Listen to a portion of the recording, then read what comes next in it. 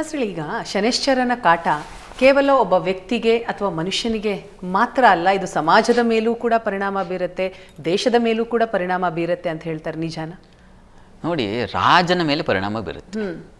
ರಾಜ ಅಂದರೆ ಈಗ ರಾಜ ಅಂತಂದರೆ ಪ್ರಧಾನಮಂತ್ರಿ ಅಂತ ಇಟ್ಕೊಳ್ಳಿ, ನಮ್ಮ ದೇಶದ ಮಟ್ಟಿಗೆ ನಮ್ಮ ಮುಖ್ಯಮಂತ್ರಿಗಳು ಅಂತ ಇಟ್ಕೊಳ್ಳಿ. ಇಂಥ ಯಾರಿಗೂ ಬಿಟ್ಟಿದ್ದಲ್ಲ ಸಮಾಜದ ಮೇಲೆ ಅಂತಂದರೆ ಸಮಾಜ ನಮ್ಮಿಂದಲೇ ಸೃಷ್ಟಿಯಾಗಿರುತ್ತೆ. ಅಷ್ಟೇ ಅಲ್ಲ, ಪ್ರಕೃತಿ ವಿಕೋಪಗಳಿಗೆ ಕಾರಣ ಆಗ್ತಾನೆ ಶನೈಶ್ಚರ. ಈಗ ಮಹಾಭಾರತ ಯುದ್ಧ ಇವುಗಳನ್ನು ತಗೊಂಡಾಗ ಅಲ್ಲಿ ಶಕಟ ಭೇದವಾಗಿತ್ತು. ರೋಹಿಣಿ ನಕ್ಷತ್ರದಲ್ಲಿ ಶನೈಶ್ಚರನಿದ್ದ ವೃಷಭ ರಾಶಿಯಲ್ಲಿ. ಆ ಸಂದರ್ಭದಲ್ಲಿ ಕುಜ ಶನೈಶ್ಚರರ ದೃಷ್ಟಿಯಿಂದಾಗಿ ಆ ಒಂದು ವಿಪರೀತವಾದ ಯುದ್ಧವಾಯಿತು. ಆಗ 13 ದಿನಗಳ ತಿಥಿ ಇತ್ತು. ಆ ಸಂದರ್ಭದಲ್ಲಿ ಗ್ರಹಣ ಏರ್ಪಾಡಾಗಿತ್ತು. ಈ ಗ್ರಹಗಳು ಏಕಕಾಲ, ಇವೆಲ್ಲ ಕಾಲ ಇಂಥದ್ದೊಂದು ಕಾಲ ನಿರ್ಮಾಣವಾಗುತ್ತಲ್ಲ, ಇದು ಏನನ್ನು ಹೇಳುತ್ತೆ ಅಂದರೆ ಸಮಾಜ ಇಂತಹ ಕಂಟಕಗಳನ್ನು ಹೇಳುತ್ತೆ, ಯಾವುದೋ ಪ್ರಕೃತಿ ವಿಕೋಪಗಳನ್ನು ಹೇಳುತ್ತೆ, ಭೂಕಂಪಾದಿಗಳನ್ನು ಹೇಳುತ್ತೆ. ಹೀಗೆ ಅದು ಪ್ರಕೃತಿಗೂ ಬಿಟ್ಟಿಲ್ಲ. ಯಾಕೆಂದರೆ ಪ್ರಕೃತಿಯಲ್ಲಿರ್ತಕ್ಕಂಥ ಎಲ್ಲವೂ ಶನೈಶ್ಚರನಿಂದಾಗಲಿ ಸೂರ್ಯನಿಂದಾಗಲಿ ಅವು ಗುರುತ್ವಾಕರ್ಷಣೆಗೊಳಪಟ್ಟಿವೆ. ನಾವೆಲ್ಲ ಗುರುತ್ವಾಕರ್ಷಣೆಗೊಳಪಟ್ಟಿದ್ದೀವಿ.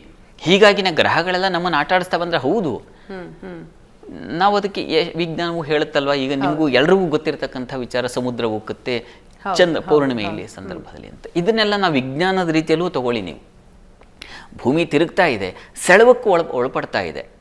ಈ ಉತ್ತರಾಯಣ ದಕ್ಷಿಣಾಯನಗಳು ಆಗುತ್ತೆ. ಆ ಸಂದರ್ಭದಲ್ಲಿ ಎಷ್ಟು ಪ್ರಕೃತಿಯಲ್ಲಿ ಬದಲಾವಣೆಗಳನ್ನು ಕಾಣ್ತೀವಿ. ಇದು ಎಲ್ಲ ಸಾಧ್ಯತೆ ಇದೆ. ಅದು ಗ್ರಹಗಳಿಂದಾಗಿ ಸೆಳವು, ಮನುಷ್ಯನಿಗೂ ನಾವು ಕೂಡ ಅದರಿಂದ ಹೊರತಲ್ಲ, ನಮಗೂ ಸೆಳೆಬಾರ್ದು. ಆ ಕಾರಣದಿಂದಲೇ ಇಷ್ಟು ದಿನ ಚೆನ್ನಾಗಿದ್ನಪ್ಪ ಇವನು, ಇದ್ದಕ್ಕಿದ್ದ ಏನು ಹಿಂಗಾಯ್ತಲ್ಲ ಇವನಿಗೆ ಅಂತ ಮಾತಾಡ್ಕೋತೀವಿ. ಗ್ರಹಚಾರವಶಾತ್ ಬುದ್ಧಿ ಬದಲಾಗುತ್ತೆ, ನಮ್ಮ ಸ್ವಭಾವವೂ ಬದಲಾಗುತ್ತೆ. ಆಮೇಲೆ ಹಾಗಾಗಿನೇ ಎಲ್ಲ ಬದಲಾವಣೆಗಳನ್ನ ನಾವು ಕಾಣ್ತೀವಿ ಅಂತ. ವೀಕ್ಷಕರೇ, ಈ ಶನಿ ಕಾಟದ ಕುರಿತಾಗಿ ಏನಾದರೂ ಪ್ರಶ್ನೆಗಳಿದ್ರೆ ಕಾರ್ಯಕ್ರಮಕ್ಕೆ ತಾವು ಕೂಡ ಕರೆ ಮಾಡಿ ತಮ್ಮ ಪ್ರಶ್ನೆಗೆ ಉತ್ತರವನ್ನ ಪಡಿಬಹುದು. ಈಗ ಮೊದಲನೆಯ ಕಾಲರ್ ರೆಡಿ ಇದ್ದಾರೆ. ಚಿತ್ರದುರ್ಗದಿಂದ ಸತೀಶ್ ಅವರು ಕರೆ ಮಾಡಿದ್ದಾರೆ. ನಮಸ್ಕಾರ ಸತೀಶ್ ಅವರೇ. ಮೇಡಮ್ ನಮಸ್ತೆ. ಸತೀಶ್ ಅವರೇ, ಧ್ವನಿ ಕೇಳಿಸ್ತಿದ್ಯಾ? ಹಲೋ, ಕೇಳ್ತಾ ಇದೆ ಮೇಡಮ್ ಅವರೇ. ಹಲೋ ಸತೀಶ್ ಅವರ ಧ್ವನಿ ಕೇಳಿಸ್ತಾ ಇಲ್ಲ. Hello hello hello hello hello hello okay, ಮತ್ತೆ ಮಾತನಾಡ್ತೀನಿ ಸತೀಶ್ ಅವರೇ, ತಮ್ಮ ಧ್ವನಿ ಕೇಳಿಸ್ತಾ ಇಲ್ಲ ಸರಿಯಾಗಿ. ಶಾಸ್ತ್ರಿಗಳೇ, ಈಗ ಬದಲಾವಣೆಯ ಬಗ್ಗೆ ಹೇಳ್ತಾ ಇದ್ರಿ. ಸೊ ಎಲ್ಲರನ್ನೂ ಕೂಡ ಕಾಡ್ತಾನೆ ಈ ಶನಿ. ಸೊ 7.5 ಅಂದ ಸಂದರ್ಭದಲ್ಲಿ ಈಗ ಮಾರ್ಚ್ನ ನಂತರ ಯುಗಾದಿಯ ಹೊಸ್ತಲಲ್ಲಿ ಕುಂಭರಾಶಿಯಿಂದ ಮೀನರಾಶಿಗೆ ಶನಿ ಹೋಗ್ತಾ ಇರೋದ್ರಿಂದಾಗಿ ಯಾವ ಯಾವ ರಾಶಿಗಳ ಮೇಲೆ ಪ್ರಭಾವ ಬೀರುತ್ತೆ ಶಾಸ್ತ್ರಿಗಳೇ?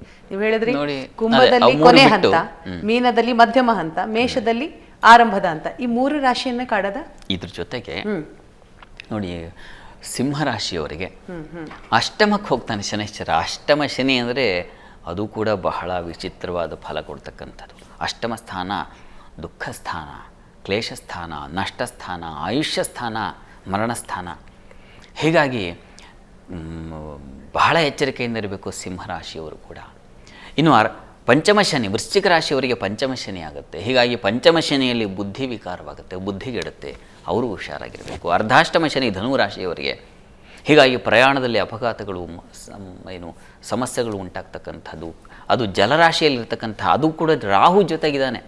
ಶನೈಶ್ಚರ ಒಬ್ಬನೇ ಇಲ್ಲ, ರಾಹು ಜೊತೆಗೆ ಸೇರಿಬಿಡ್ತಾನೆ ಆ ಸಂದರ್ಭದಲ್ಲಿ. ಹಾಗಾಗಿ ಜಲಕಂಟಕಗಳು ಉಂಟಾಗ್ತಕ್ಕಂಥದ್ದು, ಜಲ ಸಂಬಂಧಿ ತೊಂದರೆಗಳಾಗ್ತಕ್ಕಂಥದ್ದು, ಇನ್ಫೆಕ್ಷನ್ಸ್, ನಮ್ಮಲ್ಲೇ ಜಲ ಇದೆಯಲ್ಲ ಒಳಗಡೆ, ಹೀಗಾಗಿ ವಾಟರ್ ಇನ್ಫೆಕ್ಷನ್ಸ್ ಆಗ್ತಕ್ಕಂಥದ್ದು, ಹೃದಯ ಸ್ಥಾನ ಅದು, ಹೀಗಾಗಿ ಹೃದ್ರೋಗಗಳು ಬರ್ತಕ್ಕಂತಹ ಸಾಧ್ಯತೆ.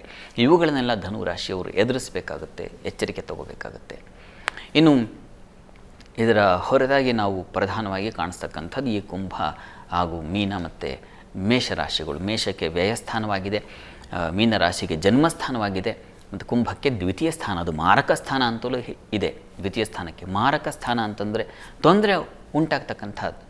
ಅದು ಕುಂಭರಾಶಿಯವರಿಗೆ ಮಾತು, ಬರವಣಿಗೆ ಮತ್ತು ನಿಮ್ಮ ಕುಟುಂಬ, ಹಣ, ವಿದ್ಯೆ, ಈ ರೀತಿಯಲ್ಲಿ ಹಲವನ್ನು ಪ್ರತಿನಿಧಿಸುತ್ತದು. ಹೀಗಾಗಿ ಆ ಎಲ್ಲ ವಿಭಾಗಗಳಲ್ಲೂ ನೀವು ಎಚ್ಚರಿಕೆಯಿಂದ ಇರಬೇಕಾಗುತ್ತೆ. ಜನ್ಮರಾಶಿಯಾಗಿರ್ತಕ್ಕಂಥ ಮೀನಕ್ಕೆ ಆರೋಗ್ಯ ಮುಖ್ಯವಾಗಿ ಭಾಗ, ಮೆದುಳಿನ ಭಾಗ ಆಗಿರಬಹುದು, ಕಣ್ಣಿನ ಬಾಧೆ ಆಗಿರಬಹುದು, ಇಂಥದ್ದು ಸಮಸ್ಯೆಗಳು ಶುರುವಾಗುತ್ತೆ. ಶರೀರಕ್ಕೆ ಪೆಟ್ಟು ಬೀಳ್ತಕ್ಕಂಥ ಸಾಧ್ಯತೆ ಸೂಚಿಸುತ್ತೆ. ಇನ್ನು ಮೇಷರಾಶಿಯವರಿಗೆ ವ್ಯಯಸ್ಥಾನವಾದ್ದರಿಂದ ಪಾದಗಳನ್ನು ಸೂಚಿಸುತ್ತೆ, ಕಾಲೇ ತೊಂದರೆಗೆ ಒಳಪಟ್ಬಿಡಬಹುದು. ಯಾವನೋ ಗ್ಯಾಂಗ್ರಿಂಗು ಮತ್ತೊಂದು ಈ ರೀತಿಯ, ಯಾಕೆಂದರೆ ರಾಹು ಜೊತೆಗಿರ್ತಾನೆ ಶನೈಶ್ಚರ, ಹೀಗಾಗಿ ಅವನು ವಿಕಾರವನ್ನು ಉಂಟು ಮಾಡ್ತಾನೆ. ಇಂತಹ ಸಮಸ್ಯೆಗಳು ಎದುರಾಗಬಹುದು. ಅಂತೂ ಆರೋಗ್ಯದ ವಿಚಾರದಲ್ಲಿ ಬಹಳ ಎಚ್ಚರಿಕೆ ಮತ್ತು ಅದು ವ್ಯಯಸ್ಥಾನ, ಹೀಗಾಗಿ ಬೃಹತ್ತಾದದ್ದನ್ನು ಕಳ್ಕೊಂಡ್ಬಿಡಬಹುದು. ಸೊ ಎಚ್ಚರವಾಗಿರಬೇಕು. ಯಾವ ರೀತಿ ಎಚ್ಚರಿಕೆ ವಹಿಸಬೇಕು ಅನ್ನೋದು ಕೂಡ ಬಹಳ ಪ್ರಮುಖವಾದ ಪ್ರಶ್ನೆ ಶಾಸ್ತ್ರಿಗಳೇ. ಕಾಲರ್ ಇದ್ದಾರೆ, ಮಾತನಾಡಿಸ್ಕೊಳ್ಳೋಣ. ಕೊಪ್ಪಳದಿಂದ ವಿಶ್ವನಾಥ್ ಅವರು ಕರೆ ಮಾಡಿದ್ದಾರೆ. ನಮಸ್ಕಾರ ವಿಶ್ವನಾಥ್ ಅವರೇ. ಮೇಡಮ್ ನಮಸ್ಕಾರ ಮೇಡಮ್. ಗುರೂಜಿ ಅವರು ಇದ್ರು ಮೇಡಮ್? ಇದ್ದಾರೆ. ಏನು ಕೇಳಬೇಕಾಗಿತ್ತು? ಇಲ್ಲ ಮೇಡಮ್, ಈಗ ನಮ್ದು ಕುಂಭರಾಶಿ ಅಲ್ಲ ಮೇಡಮ್, ನಮ್ದು ಕುಂಭರಾಶಿ. ಮದುವೆ ವಿಳಂಬ ಆಗ್ತಾ ಇದೆ ಮೇಡಮ್, ಅದಕ್ಕೆ ಗುರೂಜಿ ಅವ್ರಿಗೆ ಕೇಳಬೇಕು. ಸರಿ, ಕುಂಭರಾಶಿ ಮದುವೆ ವಿಳಂಬ ಆಗ್ತಾ ಇದೆ. ನಮಸ್ಕಾರ ವಿಶ್ವನಾಥ್ ಅವರೇ. ನಮಸ್ಕಾರ ಸರ್. ನಮಸ್ಕಾರ. ನೀವು ಕುಂಭರಾಶಿ ಬರಲ್ವಾ? ಹೌದ್ರಿ. ವಿವಾಹ ಪ್ರಯತ್ನ ಮಾಡ್ತಾ ಇದ್ದೀರಾ, ಆಗ್ತಾ ಇಲ್ಲ ಅಂತ ನಿಮ್ಮ ಪ್ರಶ್ನೆ ಅಲ್ವಾ? ಹೌದು. ನೋಡಿ, ಕುಂಭರಾಶಿಗೆ ಸಪ್ತಮ ಅಂದರೆ ವಿವಾಹದ ಅಧಿಪತಿ ಸೂರ್ಯ. ಸೂರ್ಯ ಅವನ ಸಂಚಾರ ಈಗ ಒಳ್ಳೆಯ ಸ್ಥಾನಕ್ಕೆ ಬರ್ತಾ ಇದ್ದಾನೆ. ಇನ್ನೊಂದು 2 ತಿಂಗಳು ಅಂದರೆ ಉತ್ತರಾಯಣ ನಂತರದಲ್ಲಿ, ಅಂದರೆ ಮಾರ್ಚ್ ಏಪ್ರಿಲ್ ವೇಳೆಗೆ ಅವನಿಗೆ ತುಂಬ ಬಲ ಬರ್ತದೆ. ಮತ್ತು ಪುರುಷರಿಗೆ ರವಿ ಬಲ ಬಹಳ ಮುಖ್ಯ ಅಂತ ನಾವು ಹೇಗೆ ಸ್ತ್ರೀಯರಿಗೆ ಗುರುಬಲವನ್ನು ನೋಡ್ತೀವೋ, ಸ್ತ್ರೀಣಾಂ ಗುರುಬಲಂ ಪುರುಷಾಣಾಂ ರವೇರ್ಬಲಂ ಅಂತ ಇದೆ. ಹೀಗಾಗಿ ರವಿ ಬಲ ಬಹಳ ಮುಖ್ಯವಾಗಿರ್ತಕ್ಕಂಥದ್ದು. ಅದು ಈಗ ಏರ್ಪಾಡಾಗುತ್ತೆ. ಧನುರ್ಮಾಸ ಇನ್ನೇನು. ಈ ಕಾರಣದಿಂದಾಗಿ ನಿಮಗೆ ಅಲ್ಲಿ ಲಾಭದಲ್ಲಿರ್ತಕ್ಕಂಥ ರವಿಯಿಂದಾಗಿ ಈ ತಿಂಗಳಲ್ಲಿ ಖಂಡಿತ ಅವಕಾಶಗಳು ಹೆಚ್ಚಾಗಿದ್ದಾವೆ. ನೀವೊಂದು ಸಲ ಸಾಧ್ಯವಾದರೆ ಗಿರಿಜಾ ಕಲ್ಯಾಣ, ಯಾವುದರ ಈಶ್ವರ ಸನ್ನಿಧಾನದಲ್ಲಿ ಗಿರಿಜಾ ಕಲ್ಯಾಣ ಮಾಡಿಸಿ, ಅದು ತುಂಬ ನಿಮಗೆ ಶೀಘ್ರ ಫಲವನ್ನು ತಂದುಕೊಡುತ್ತೆ. ಆ ಪ್ರಯತ್ನ ಮಾಡಿ, ಒಳ್ಳೆಯದಾಗಲಿ. ಇನ್ನು ಮುಂದಿನ ಕರೆ ರಾಯಚೂರಿನಿಂದ ನಾಗರಾಜ್ ಅವರು ಮಾಡಿದ್ದಾರೆ. ನಮಸ್ಕಾರ ನಾಗರಾಜ್ ಅವರೇ. ನಮಸ್ಕಾರ ಮೇಡಮ್. ಏನು ಕೇಳಬೇಕಾಗಿತ್ತು ಸರ್? ಅದೇನೊಂದು ಭವಿಷ್ಯ ಬೇಕಾಗಿತ್ತು. ತಮ್ಮ ಬಗ್ಗೆನಾ? ಡೇಟ್ ಆಫ್ ಬರ್ತ್ ಹೇಳಿ ಸರ್. ಇದು 1976 ನಾಗರ ಪಂಚಮಿ ಮೇಡಮ್. ಒಂದು ನಿಮಿಷ. 1976. ಹೌದು ಮೇಡಮ್. ಡೇಟ್ ಹೇಳಿ ಸರ್. ಇದೇನು ಡೇಟ್ ಗೊತ್ತಿಲ್ಲ ಮೇಡಮ್. ನಾಗರ ಪಂಚಮಿ ದಿವಸ ಮೇಡಮ್. ಏನು ರಾಶಿ ನಾಗರಾಜ? ರಾಶಿ ನಕ್ಷತ್ರ ಹೇಳ್ಬೋದಾ? ಅನುರಾಧ ನಕ್ಷತ್ರ.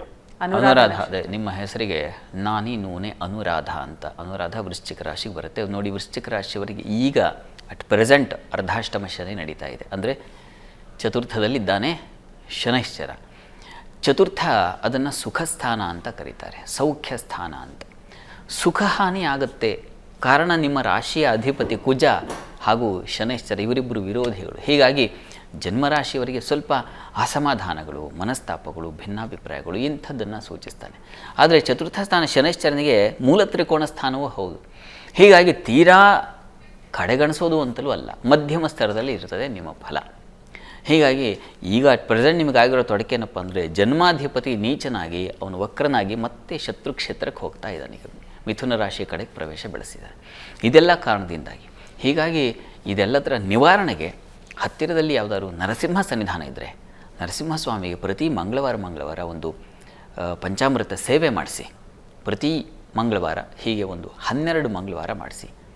ನನಗನ್ಸುತ್ತೆ ನಿಮ್ಮ ಮನಸ್ಸಿಗೆ ಒಂದು ಸಮಾಧಾನ, ನೀವೇನನ್ನು ಬಯಸ್ತಾ ಇದ್ದೀರೋ, ಹುಡುಕ್ತಾ ಇದ್ದೀರೋ ಅದರ ಪ್ರಾಪ್ತಿ ಎಲ್ಲವೂ ಉಂಟಾಗುತ್ತೆ. ಮಾಡಿ, ಒಳ್ಳೆಯದಾಗಲಿ. ಸರಿ, ಇನ್ನು ದಾವಣಗೆರೆಯಿಂದ ಆಶಾ ಅವರು ಕರೆ ಮಾಡಿದ್ದಾರೆ. ನಮಸ್ಕಾರ ಆಶಾ ಅವರೇ. ನಮಸ್ಕಾರಮ್ಮ. ಯಾರ ಬಗ್ಗೆ ಕೇಳಬೇಕಾಗಿತ್ತು? ನಮ್ಮ ಬಗ್ಗೆನೇ ಕೇಳಬೇಕಾಗಿತ್ತು. ತಮ್ಮ ಬಗ್ಗೆ. ತಮ್ಮ ಡೇಟ್ ಆಫ್ ಬರ್ತ್ ಹೇಳಿ. 20/12/1988. 20/12/1988. ಸಮಯ ಹೇಳಿಮ್ಮ. ಸಮಯ ಮಂಗಳವಾರ ಬೆಳಿಗ್ಗೆ 8 ಗಂಟೆ ಅಮ್ಮ. ಬೆಳಿಗ್ಗೆ 8 ಗಂಟೆ. ಸರಿ, ತಮ್ಮ ಪ್ರಶ್ನೆ ಏನು? ಏನಿಲ್ಲ ಮ್ಯಾಮ್, ನಂದು ಮೇಷರಾಶಿನೇ ಬರುತ್ತೆ. ನಮ್ಮ ಹಸ್ಬೆಂಡ್ ಮೇಷರಾಶಿನೇ ಬರುತ್ತೆ ಮ್ಯಾಮ್. ಮನೇಲಿರೋರೆಲ್ಲ ನಮ್ದು ವೃಶ್ಚಿಕ ರಾಶಿ, ಮೀನ ರಾಶಿನೇ ಬರುತ್ತೆ. ಹಾಗಾಗಿ ನೋಡ್ತಾ ಇದ್ದೆ, ಭಯ ಆಯ್ತು ಮ್ಯಾಮ್, ಅದಕ್ಕೆ. ನೋಡಿ, ನಿಮ್ಮದು ಆಶಾ ಅವರೇ ನಮಸ್ಕಾರ. ನಮಸ್ತೆ ಸರ್, ಹೇಳಿ. ನಮಸ್ಕಾರ. ನಿಮ್ಮದು ಮೇಷರಾಶಿ, ಭರಣಿ ನಕ್ಷತ್ರ ಅಲ್ವಾ? ಹೌದು ಸರ್. ಈಗ ನಿಮಗೆ ಮಾರ್ಚ್ 29ನೇ ತಾರೀಕಿನಿಂದ 7.5 ಶುರುವಾಗುತ್ತೆ ನಿಮಗೆ. 7.5 ಶುರುವಾಗುತ್ತೆ. ಅದು ಶನೈಶ್ಚರ ನಿಮ್ಮ ಜಾತಕದಲ್ಲಿ ಹೇಗಿದ್ದಾನೆ ಅದು ಬಹಳ ಮುಖ್ಯವಾಗುತ್ತೆ. ನೀವು ಹೇಳಿದ್ದೀರ, ಜಾತಕ ವಿವರಣೆ ಕೊಟ್ಟಿದ್ದೀರಾ. ಶನೈಶ್ಚರ ನಿಮಗೆ ಲಗ್ನದಲ್ಲೇ ಇರ್ತಕ್ಕಂಥವನು ನಿಮ್ಮ ರಾಶಿಯಿಂದ ಭಾಗ್ಯಸ್ಥಾನದಲ್ಲಿ ಮೌಢ್ಯನಾಗಿದ್ದಾನೆ. ಈ ಕಾರಣದಿಂದಾಗಿ ಸ್ವಲ್ಪ ಮಬ್ಬಾಗಿರ್ತದೆ. ಶನೈಶ್ಚರ ಒಂದು ರೀತಿ ಹಾಗೆ ನೆರಳಿಗೆ ಹುಟ್ಟಿರ್ತಕ್ಕಂಥವನು. ಹೀಗಾಗಿ ಅವನು ಹೇಗಿದ್ದಾನೆ? ಅಸ್ಪಷ್ಟವಾಗಿದ್ದಾನೆ. ನೋಡಲಿಕ್ಕೆ ಹೀಗೆ ಸ್ಪಷ್ಟತೆ ಅನ್ನೋದು ಸಿಗಲ್ಲ ಅವನಿಗೆ. ಈ ಕಾರಣದಿಂದ ನಿಮಗೂ ಹಾಗೆ, ಫಲಗಳು ಹಾಗೆ, ಏನು ಎಲ್ಲ ಇದೆ ಅಂತ ಅನಿಸುತ್ತೆ, ಯಾವ ಅನುಭವಕ್ಕೆ ಬರ್ತಾ ಇರಲ್ಲ. ಈ ರೀತಿಯ ಒಂದು ಅಸ್ಪಷ್ಟತೆಯನ್ನು ನೀವು ಕಾಣಬೇಕಾಗತ್ತೆ ಮುಂದಿನ ದಿನಗಳಲ್ಲಿ. ಆದರೆ ಹೆದರೋದು ಬೇಡ. ಪ್ರತಿ ಶನಿವಾರ ನೋಡಿ, ಶನೈಶ್ಚರನಿಗೆ ತುಂಬ ಪ್ರೀತಿ ಪಾತ್ರವಾಗಿರ್ತಕ್ಕಂಥದ್ದು ತೈಲ ಎಳ್ಳೆಣ್ಣೆಯಿಂದ ಅವನಿಗೆ ಅಭಿಷೇಕ ಮಾಡಿಸ್ಬೇಕಂತೆ. ಪ್ರತಿ ಶನಿವಾರ ಹತ್ತಿರದಲ್ಲಿ ಯಾವುದಾದ್ರು ಶನೈಶ್ಚರ ಮಂದಿರ ಇದ್ದರೆ ನೀವು ನಿಮ್ಮ ಕುಟುಂಬ ಸಹಿತ ಪ್ರತಿ ಶನಿವಾರ ಹೋಗಿ ಒಂದು ತೈಲಾಭಿಷೇಕ ಮಾಡಿಸಿ. ಇದು ತುಂಬ ಸಹಾಯವಾಗುತ್ತೆ. ನಿಮಗೆ ಶನೈಶ್ಚರ ಕಾಡಲ್ಲ. ಯಾರು ಶರಣಾಗತಿರಾಗ್ತಾರೋ ಅವರಿಗೆ ಶನೈಶ್ಚರ ಅವನ ವಕ್ರದೃಷ್ಟಿಯನ್ನಾಗಲಿ ಉಗ್ರದೃಷ್ಟಿಯನ್ನಾಗಲಿ ಬೀರೋದಿಲ್ಲ, ಅವನು ಹರಿಸ್ತಾನೆ. ಹೀಗಾಗಿ ಶನೈಶ್ಚರ ಪ್ರಾರ್ಥನೆ ತಪ್ಪದೇ ಮಾಡ್ಕೋಬೇಕು ತಾವು ತಮ್ಮ ಕುಟುಂಬ ಸಹಿತ. ಒಳ್ಳೆಯದಾಗಲಿ.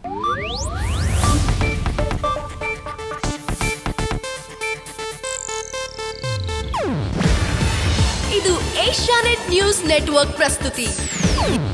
ನೀವು ನೋಡ್ತಿದ್ದೀರಾ ಏಷ್ಯಾನೆಟ್ ಸುವರ್ಣ ನ್ಯೂಸ್.